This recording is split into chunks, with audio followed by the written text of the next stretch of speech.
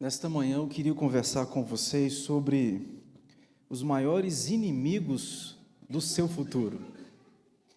Aquilo que coopera para que você não tenha o futuro que você gostaria de ter. Se a gente eliminar esses inimigos, eu tenho certeza que o nosso futuro vai ser mais glorioso nas mãos de Deus. Olha este verso, o verso 15. O salmista diz com intrepidez esta verdade. Ele diz assim: nas tuas mãos estão os meus dias, livra-me das mãos dos meus inimigos e dos meus perseguidores. Podemos ler juntos esse único verso? Vamos lá? Nas tuas mãos estão os meus dias, livra-me das mãos dos meus inimigos e dos meus perseguidores. Amém. O salmista entendeu, amados irmãos, que na verdade o controle absoluto de todas as coisas é de Deus. Ele diz: nas tuas mãos estão os meus dias. Isso é uma verdade que eu sei que você crê. É uma verdade que, apesar daqueles que não creem, não faz dessa verdade uma mentira. Nas tuas mãos estão os meus dias. Você não precisa de abrir, mas no Salmo 16, o verso 5, diz assim: Tu és, Senhor, Deus, o meu futuro está nas tuas mãos. Sabe o que o salmista está dizendo? Que os meus dias estão nas tuas mãos e o meu futuro também está nas tuas mãos. Quando eu quero dizer para vocês sobre os maiores inimigos do nosso futuro, a gente precisa entender uma verdade, que para a gente construir algo, a gente precisa de eliminar as resistências. Você que já construiu uma casa, você que já construiu alguma coisa, você sabe muito bem, hoje, para você fazer uma construção, seja pequena, grande, gigante, você precisa de toda a documentação. Você precisa que um engenheiro assine, você precisa que a prefeitura autorize. Tudo isso são necessidades que você precisa de vencer para você construir. De tal modo, se você não tiver um alvará, se você não tiver a assinatura de um engenheiro, serão então empecilhos, impedimentos, inimigos para a construção. Eu só posso construir depois de eliminar os inimigos. Qual? Ou os impedimentos. Quais impedimentos? O impedimento do documento, do alvará, do engenheiro que assinou. Eu preciso eliminando estes impedimentos para que então eu tenha autorização para construir. De outra sorte, eu não posso construir. Quando você pensa em construção, você precisa de pensar em tempo. Essa semana, lendo um devocional do Arival Dias Casimiro, que é o pastor da Igreja Presbiteriana de Pinheiros, ele ministrou sobre o que é o tempo, e eu achei interessante o raciocínio dele. Permita-me tentar passar para vocês. Vocês sabem que tempo é criação de Deus. Deus criou o tempo, esse que nós vemos e vivemos nele, o Cronos. A gente tem a cronologia, o seu relógio marca 24 horas, e ele marca 24 horas porque Deus criou o dia contendo 24 horas. O tempo é uma criação, a gente está dentro desse tempo, Deus não está. Deus está dentro de um tempo chamado Kairos, que é um tempo de Deus que está fora desse tempo nosso. O tempo de Deus, o Kairos, não existe passado, não existe presente e não existe futuro. O que existe? Eternidade. Eu sei que é complexo falar disso, porque não cabe na minha cabeça, não cabe na sua, é muito maior do que nós. Mas o que dá para ser dito, eu tentarei dizer. Deus está então fora desta caixinha, passado, presente e futuro. A gente não. Não dá para negociar, todos nós estamos inseridos dentro desse tempo. Temos passado, estamos no presente e podemos ter futuro. O passado é certo porque já aconteceu, o presente é certo porque está acontecendo agora, mas o futuro é incerto, a gente não sabe se vai acontecer. Aí o Arival disse assim: hoje, o presente, o agora, é a conclusão do futuro que nós pensávamos ontem. Ontem, sábado, a gente estava pensando assim, amanhã, domingo, eu vou na EBD. Pois é, lá atrás, o hoje era o futuro. Quando chegou o hoje, deixou de ser futuro, virou presente. E o amanhã, que é segunda-feira? O amanhã, quando chegar, vai ser presente, porque futuro não existe. Muito louco isso. Então, Orival tentou cogitar para a gente o seguinte: o que nós temos? Nós não temos passado, porque já acabou. Nós não temos futuro, porque ainda não chegou. A gente só tem o quê? O presente. Então é aqui que eu planto, é aqui que eu colho, é aqui que eu invisto, é aqui que eu ganho. É só no presente. Então você está em 2023, num domingo. Vamos pensar comigo, tudo que você está vivendo hoje é fruto de uma colheita, de uma plantação do passado. Eu plantei, estou em 2023, estou nesse domingo colhendo resultados daquilo que plantei. E o que eu vou colher no futuro, se Deus permitir, vai depender desta plantação de hoje. Por isso que eu queria fazer você pensar um pouquinho sobre esses inimigos que você pode estar tendo hoje, agora, e tendo esses inimigos hoje, agora, o seu futuro vai ser prejudicado. Por qual razão? Porque o hoje vai definir como que será a colheita lá na frente. Então pensar nisso é importante. É importante pensar nisso na vida do seu filho. Você já começa a plantar algumas coisas hoje na vida do seu filho, para ele colher lá na frente. Você começa a semear na vida da sua família hoje, pensando que se o futuro chegar, vai ser uma colheita do presente de hoje. Então eu queria eliminar esses inimigos de forma rápida, eu tenho pouco tempo, e a gente vai assim, numa martelada, ponto, comentário, ponto, comentário, ponto, comentário, e vamos embora para casa. Primeira verdade, primeiro inimigo que você precisa eliminar da sua vida. Primeiro, altivez. O que é altivez? A palavra já diz bastante. Olhar altivo é se ver acima dos outros, se considerar maior do que os outros. Toda pessoa que se vê maior do que os outros pode olhar, o seu futuro está contaminado. Em breve, ele vai ser alguém plenamente machucado. Em breve, ele vai ser alguém plenamente frustrado, porque Deus resiste ao soberbo. A Bíblia diz em Provérbios 16, 18, a soberba precede a ruína. Então, antes da ruína chegar, chega uma coisa, chega a soberba. Antes da tragédia chegar na minha vida, chega primeiro a soberba, depois da soberba vem o resultado, que é a ruína. A Bíblia ainda diz em Provérbios 6,16, 6 coisas o Senhor aborrece, e a sétima a sua alma abomina. Sabe qual que é a primeira coisa que o Senhor aborrece? Provérbios 6,17, olhos altivos. A primeira coisa que Deus aborrece, um olhar altivo. Gente que pensa a respeito de si mais do que convém, se considera maior do que os outros. Esta pessoa, Deus diz, eu não ando com ele. Gente, nós somos pessoas que a gente sempre evita gente que aborrece a gente. Toda pessoa que faz coisas das quais nós não gostamos, a gente afasta delas. Toda pessoa que tem posturas que nós não agradamos, a gente, na caminhada da vida, a gente vai evitando essas pessoas. Sabe o que Deus faz? Uma pessoa que tem olhar altivo, Deus olha para ela e Deus evita essa pessoa. Deus não tem relacionamento com quem olha para si próprio maior do que os outros.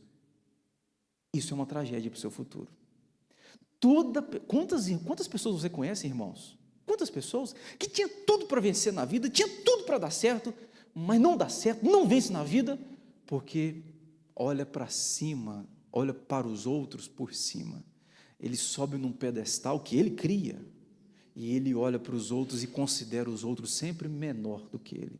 Ele acha que ele é o mais talentoso, ele é o mais capaz, ele é o mais influente, ele é o mais poderoso, ele é mais. Ele vê assim, e ele não sabe que isso é tudo fruto de uma cegueira própria, que ele se vê grande porque os seus olhos estão turvos. Ele não é grande como ele está se vendo grande. Esse é o primeiro inimigo do seu futuro, altivez. Se ver maior do que realmente você é. Agora, a segunda verdade, amados, segundo inimigo do seu futuro, e preste muita atenção aqui, ignorância. Oséias 4:6, vocês sabem bastante, o meu povo está sendo destruído porque lhe falta conhecimento. Irmãos, o nosso maior problema não é diabo, o nosso maior problema não é o mundo, o nosso maior problema é, antes disso tudo, do diabo e do mundo, é falta de conhecimento. Se o diabo conseguir fazer com que você não tenha conhecimento, ele venceu você, ganhou você, porque um povo sem conhecimento é um povo maleável. A gente se torna aquele bonequinho, marionete, não tem? Que você mexe aqui, mexe para lá, o dono faz o que quer com ele, mexeu para cá, o bonequinho responde. Um povo sem conhecimento é dominado, é influenciável. Um povo sem conhecimento, o diabo nada de braçada nesse povo. Pastor, conhecimento de quê? Não é tecnológico, não é científico, é conhecimento a respeito de Deus, da sua palavra. O meu povo está sendo destruído porque lhe falta conhecimento bíblico, falta conhecimento a respeito do caráter de Deus. O povo que não conhece Bíblia está sendo destruído. Amados irmãos, nós precisamos eliminar a falta de conhecimento. E sabe o que é interessante, irmãos? O nosso cérebro repele tudo que não entende. Tudo que para a gente é desconhecido, a gente tenta evitar. Passei um pouco de mal essa semana, aí a Crista comprou para mim Gatorade. Olha que interessante. O Ravi chegou, estava tomando Gatorade. Aí eu peguei, eu não queria dar Gatorade para ele. Eu tinha até pingado umas gotinhas de Luftal, eu acho que é Luftal, contra gases. Eu pinguei no Gatorade, porque enquanto eu bebia, aquele negócio estava lá, beleza. Eu não podia dar isso para o Ravi, né? Só que a cor do Gatorade era normal. As gotinhas que eu pinguei não influenciou a cor. Aí ele chegou e falou: papai, suco. Eu falei: não, não é suco. Aí eu falei: é remédio. Remédio do papai? Remédio do papai. Beleza. Bebi aquele Gatorade, agora eu peguei um novo Gatorade. Ele não tinha mais o remédio, esse novo. Eu peguei para o Ravi e falei assim: bebe, filho. Não, não, papai. Remédio do papai. E para eu fazer a cabeça dele que podia beber agora? Bebe, filho, bebe. E eu chegava na boca, aí eu bebia, porque essas crianças vai muito pelo que está vendo. Eu bebia com vontade assim, para provocar ele, para ele experimentar. E aí ele não aceitava muito, E de repente, eu joguei na boca dele. Aí sabe o que eu fiz? Eu molhei meu dedo, chuchei na boca dele assim, ó. Aí ele fez assim, ó. Sabe o que ele fez? Ele bebeu. Depois que ele experimentou, ele bebeu. Por que ele estava com medo? Era o sabor desconhecido. Remédio ele associou coisa ruim, não bebo. Mas quando eu passei na boca dele, ele falou assim: é bom, eu bebo. O nosso cérebro rejeita tudo que é desconhecido. Se eu não tenho conhecimento a respeito de tal área, eu vou evitar. Então o que é o caminho para eu vencer? É conhecer. A hora que eu passei na boquinha dele, ele sentiu o gosto. Ele falou: posso beber, né? Aí bebeu, eu tive que agora evitar. Não, escondi o Gatorade, porque senão bebia todo o meu Gatorade. Entenderam? Para eliminar a ignorância, você precisa explorar o conhecimento. Para você vencer a ignorância, tem que explorar o conhecimento. E a Bíblia diz, né? Para a gente conhecer tudo, mas reter o que é bom. Ouvir tudo, reter o que é bom. Então, amados irmãos, o maior impedimento para o nosso futuro é a falta de conhecimento. Quem não tem conhecimento não consegue ter um futuro glorioso. Terceiro, agora escute essa aqui: emoções feridas. Como pastor, deixa eu falar uma coisa com sinceridade para vocês. Eu vou fazer 11 anos de ministério, eu lido com gente. E eu converso com pastores, converso com psicólogos, psiquiatras, sabe o que a turma diz? Nós estamos na maior era de pessoas emocionalmente feridas. É só você dar uma voltinha de 100 metros que você vai encontrar gente ferida emocionalmente. É gente ferida porque na rua um não cumprimentou, ferida porque ouviu uma palavra que não agradou, ferida porque foi de algum modo rejeitado. Está aqui, ó. E essas pessoas estão andando magoadas, feridas, achando que aqui é o céu. Aqui não é o céu. Aqui a gente é ferido, aqui a gente fere. E maturidade tem a ver com a capacidade de eu enfrentar as minhas mágoas. Isso é maturidade. Se eu disser uma coisa para uma criança que a machuca, ela chora, grita na hora. Agora, para um adulto, se ele maduro for, ele vai saber purificar aquele ataque. Você tem poder de dizer qualquer coisa a meu respeito. Você pode falar que eu sou feio, falam de mim, sou feio e sou mesmo, narigudo sou mesmo, orelhudo sou mesmo, bobo sou mesmo, sou tudo isso aí, mas a capacidade de ficar ferido com aquilo que você disse a meu respeito, depende só de mim. Você pode falar o que quer a meu respeito, agora, se eu vou ficar magoado ou não com aquilo que você falou, depende das minhas emoções e de quão maduro eu sou. Pastor, você é feio? Sou, e eu sei que é barrigudo. Você é feio? Sou, e eu sei que é isso, né? Eu poderia dizer isso, mas o maduro diz, você é feio, e eu digo, está tudo bem, mas sou salvo. O maduro, ele sempre tem argumentos sólidos para suprir a crítica. Esse é o maduro. Permita-me lembrar vocês de Herodias, irmãos. Herodias foi mulher de Herodes, e ela foi mulher de Herodes porque antes ela era mulher de Filipe, irmão de Herodes. Só que Herodes tinha poder, achou que era o cara, e Herodias disse, e Herodes falou assim, eu quero a mulher do meu irmão. E ele toma a mulher do irmão dele. Beleza, Herodias então agora é mulher de Herodes. João Batista chegou para Herodias e pôs o dedo no nariz dela. Isso aqui é eu que estou pondo, tá? A Bíblia não fala que pôs o dedo, não. A Bíblia fala que João Batista chegou para Herodias e falou assim, o que você fez é ilícito, é pecado diante de Deus. Ok, ela ouviu essa verdade, foi para o coração, mágoa, emoções feridas. No dia do aniversário de Herodes, ele propõe uma festa. Salomé, que é filha de Herodias, está dançando. O Herodes ficou tão empolgado com aquilo dali, ele falou assim, mas que coisa boa, gostei da dança. Gostei da dança dessa menina, eu vou dar um presente. Qual que é o presente? Chegou para Salomé e disse assim, Salomé, você pode pedir até a metade do meu reino. Irmãos, olha só o limite. Você pode pedir até a metade do meu reino, que eu te dou. O que você quer? Aí ela fica meio na dúvida, a filha. Ela então vai à mamãe, mamãe, eu dancei, Herodes gostou, e ele falou que eu posso pedir até a metade dos meus bens. Olha que interessante, diz a Bíblia, a mamãe senta, pensa, e a mamãe fala assim, eu quero então a metade dos bens? Eu quero então a cabeça. Ah, mamãe? Mamãe, a gente tem o direito até a metade dos bens.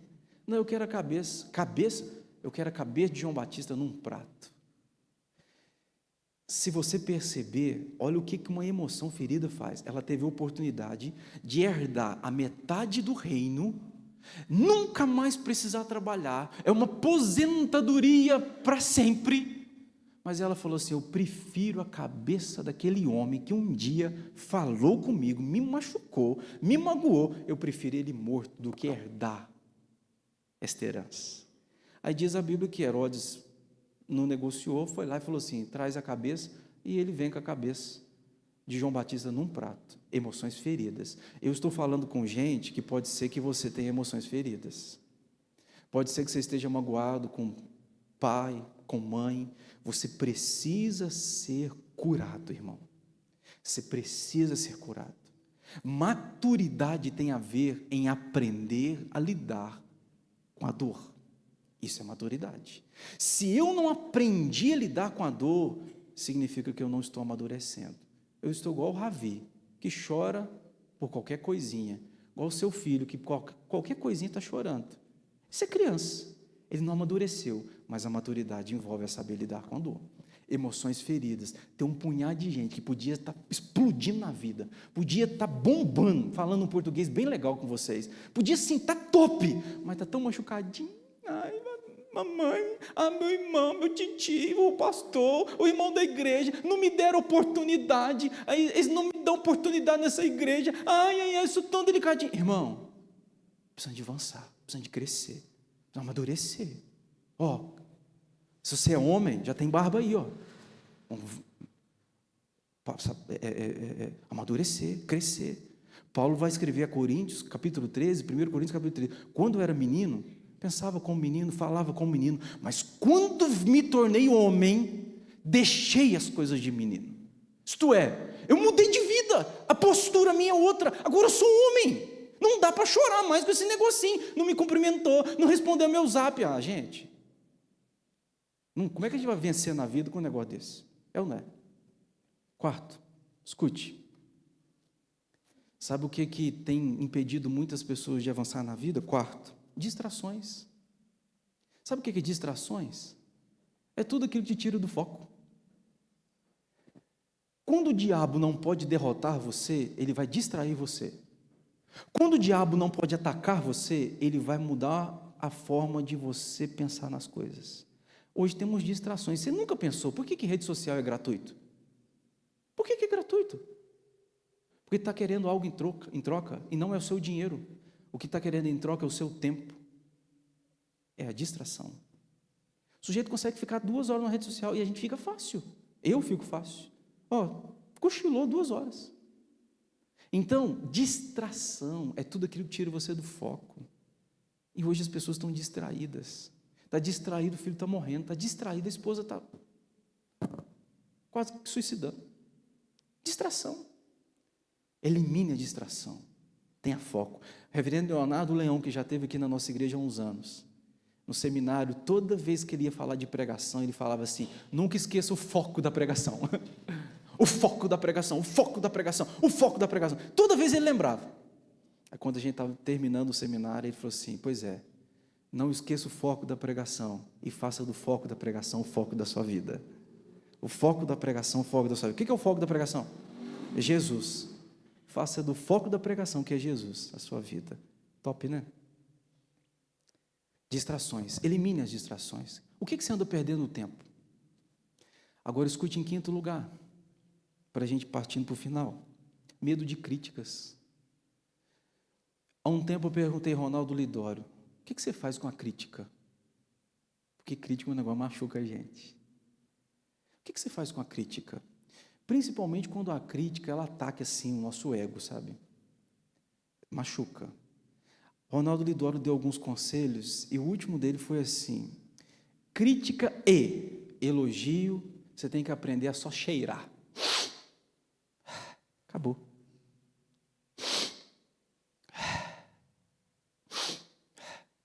Sujeito, você pregou um sermão, ou você cantou, ou você construiu uma casa, alguém chega para você e fala assim: cara, mas que pedreiro top é você, que arquiteto top é você, que pastor top é você. Elogio? O que você faz com o elogio? Acabou. Se eu me alimentar do elogio, é um perigo para mim. Sabe por quê? Ninguém é tão bom quanto o elogio diz. Ninguém é tão bom quanto o que dizem de bom a nosso respeito, e ninguém é tão ruim quanto o que criticam a gente. A mesma coisa faz com a crítica. O dia que criticar você, só faz assim, bora para frente. O que impede o seu futuro? Medo de ser criticado. Irmão, se você tiver medo de ser criticado, você tem que morrer. Porque todos nós somos criticados. Não faz nada, é criticado porque não faz nada. Faz alguma coisa, é criticado porque faz alguma coisa. É relevante na sociedade, é criticado porque é relevante na sociedade. Tem como escapar? Não tem como escapar. Então não pode ter medo de crítica. Aliás, um livro diz que a gente na vida, para ser maduro de verdade, ele diz assim: nós temos que vencer o RCR. RCR. Ele diz que nós temos que vencer o medo do risco. Quem tem medo de correr risco não vence na vida. Quem tem medo de correr risco não vence na vida. Nós temos que vencer o medo das críticas. Quem tem medo de ser criticado não vence na vida. E ele diz, em terceiro lugar, tem que vencer o terceiro R, responsabilidade. Quem tem medo de responsabilidade não vence na vida, não. Tem gente que fala assim, eu queria um emprego, mas não queria responsabilidade. Já ouviram isso? Eu queria um emprego, mas eu não queria ter responsabilidade. Então você não quer ter emprego. Porque emprego é exatamente alguém falando, eu não posso ficar responsável por tal área, eu vou pagar você para ser responsável por tal área. Então, você topa? Eu topo. Assumir responsabilidade. Guarda isso, hein? RCR. Risco, crítica e responsabilidade. Se você tiver medo disso aí, você não vence, não. Sexto, escute essa. Redes sociais. Eu pus ali, mundo digital. RS é redes sociais mais TV. Cuidado com o mundo digital. O mundo digital pode ser uma bênção, mas na maioria das vezes tem sido uma tragédia. Tragédia. Porque a gente está dopado. Um dia desse, o Instagram, o WhatsApp saiu do ar. A galera está desesperada. O que eu vou arrumar sem WhatsApp? Desde que você esteja trabalhando, eu até entendo. Às vezes seu trabalho demanda aquilo dali. Mas distração, o sujeito está tão viciado que ele não notou o vício dele. Cuidado, que isso pode ser uma tragédia para o seu futuro. E eu vou terminar, agora escute, é a minha última. E eu explico, sétimo, eu traduzo para você. Falta de network. Essa é uma palavra do meio empresarial. Network é relacionamento, contato, gente andando com gente, fazendo amizades. Eu custei aprender isso, eu ia para um congresso, num congresso, 500 pastores, por exemplo, CPL, que alguns de aqui dos irmãos já foram, vão voltar esse ano, 500 pastores ali. O que eu queria? Eu queria falar com o pregador. Eu queria que o pregador terminasse a palestra dele, eu já ia correndo para falar com o pregador. O dia que eu aprendi sobre network, as pessoas que ajudam a gente na vida não está no altar, não é o pregador. O pregador tem 500 pessoas procurando ele. Sabe quem que você precisa fazer conexões? Quem está ao seu lado. Aí eu chego no CPL, aí eu chego do lado do irmão, eu converso, irmão, onde você está pastoreando? Eu estou pastoreando em tal lugar. Resultado disso, desse network, você já viu aqui Maurílio Dimas, você já viu aqui Eduardo Borges, você já viu aqui o pastor Beto, tudo de network. Sentei do lado deles e falei assim, irmão, onde você está pastoreando? Está em tal lugar? Pois é, eu estou em tal lugar. Rapaz, que coisa boa fazer, me dá seu número. Peguei contato. Então, network, hoje a turma está querendo avançar na vida, mas ela não consegue sair da rua e dar um bom dia para alguém que está passando do outro lado. E eu quero vencer na vida, eu quero avançar sem gente, você é doido. Pois como que você vai avançar se você não consegue cumprimentar? Só anda de cara feia, igual Nabal na Bíblia, né? Diz Nabal, a Bíblia, que Nabal era duro no trato. Homem ranzinza, tudo para ele está ruim. O sujeito é ranzinza, é duro no trato. Eu quero avançar na vida. Aí sabe o que vai acontecendo? As pessoas vão evitando essa pessoa. Não dá bom dia, não tem sorriso no rosto, nem que seja assim, igual o meu. Ele não tem. Aí as pessoas vão evitando ele vai ficando sozinho. Sabe como é que ele vai fazendo? Ele começa a apontar dedo. Ah lá, não gosta de mim, me odeia. Ah lá, que crente hipócrita. Começa a apontar dedo, porque na verdade ele é que foi construindo isso tudo no longo da caminhada. Então, meu irmão, as pessoas do lado que está sentado do seu lado aí, elas são muito importantes para o seu futuro. Uma conexão que você faz com quem está do seu lado pode ser usado por Deus para abrir portas para você no futuro. Estou falando aqui na igreja, eu estou falando na sociedade, no seu trabalho, network, gente. A gente precisa de gente, irmãos. Não dá para ser Tarzan, é só em filme. Vou ver no meio do mato, só em filme. Aqui a gente precisa de gente, é alguém que vai abrir a porta do emprego, é alguém que vai me indicar, é alguém que vai me proporcionar uma oportunidade de um negócio. É gente, é network. Aí a galera não quer avançar na vida, porque não consegue ter um bom dia, um sorriso, e aí a culpa é dos outros, não é dos outros. Sorriso mais, viu? Passa na rua e dá um grito assim, bom dia, irmão, Jesus abençoe sua vida. Mexe com o povo. Seja mais simpático. Leva até susto, é verdade. E aí eu termino dizendo para você o seguinte: pastor, o que eu faço diante disso tudo? Primeiro, fale com Deus, irmão, sobre o seu futuro. Fale com Deus sobre o seu futuro. Eu tenho um filho, e eu fico, Deus, como que eu preparo um futuro melhor para o meu filho? No que depende de mim, sabe? Muitas coisas não dependem de mim. No que depende de mim, o que eu posso fazer para contribuir para o futuro do meu filho ser melhor? Todas as áreas. O que eu posso fazer para o futuro da minha família ser melhor? E o futuro lá depende do aqui. Eu estou plantando aqui. Crie uma rotina. Troque os hábitos que te prejudicam por hábitos saudáveis. Hábitos de ficar na internet o dia inteiro. Tem gente que já acorda, já pega o celular, já vai para o banheiro com o celular e fica ali 30 minutos.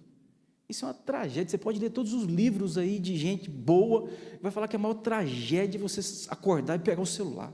Uma tragédia. Seu cérebro já começa a entrar na passividade do dia. Você não é o governador da sua vida, você se torna o passivo da sua vida. Tragédia.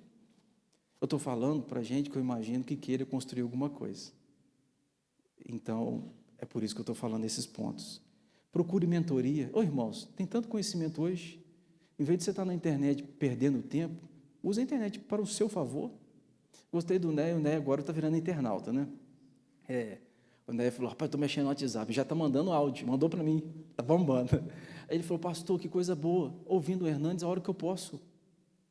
Quer dizer, eu estou usando a ferramenta para o meu crescimento, a hora que eu posso, eu uso para o meu crescimento. Rapaz, já imaginou nossas crianças com essa mentalidade?